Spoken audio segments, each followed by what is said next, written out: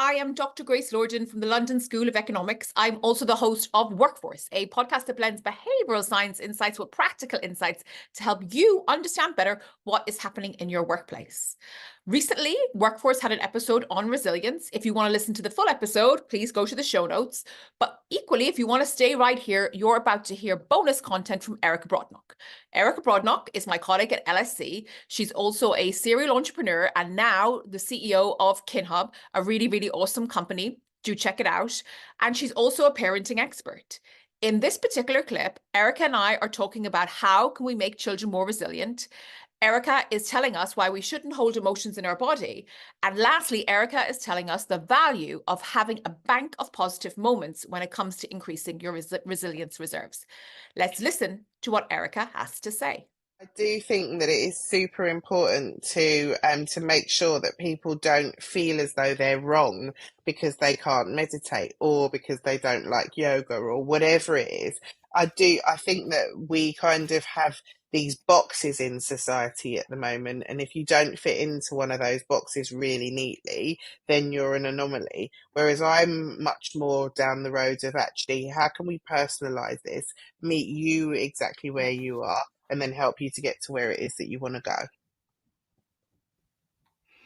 When you've been talking about resilience, Erika, you've talked about things that are happening today that help you with your resilience. So things inside yourself and things outside yourself. And you've also talked about childhood and that kind of mantra that your dad gave you when you had that toothache.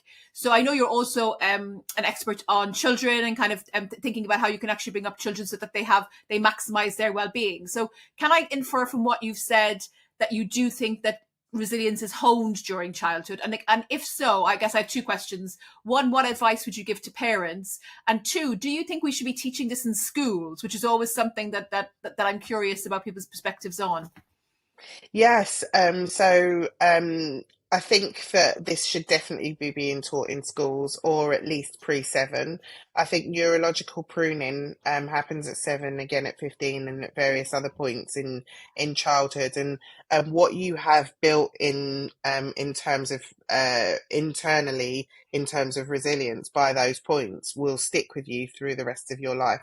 The earlier that you can learn how to identify and manage emotions, and to build tools such as grit and resilience, the better.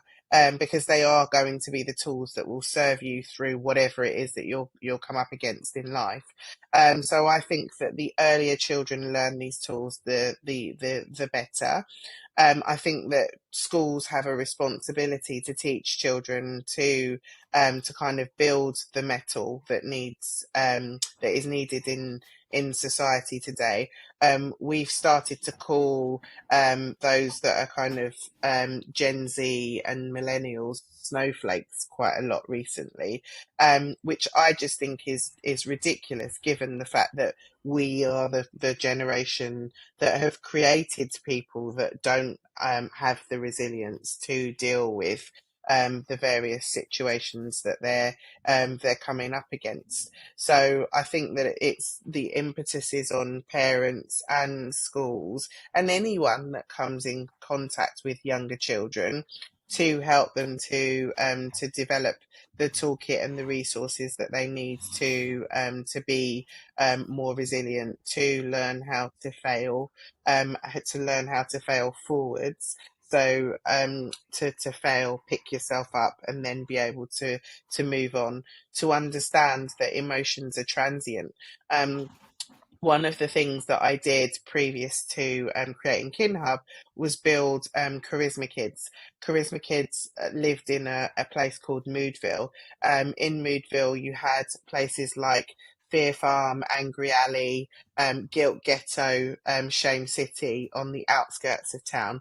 And then you had Joyful Junction and Love Lane and Gratitude Gardens, and the Happy Hut in the centre of town.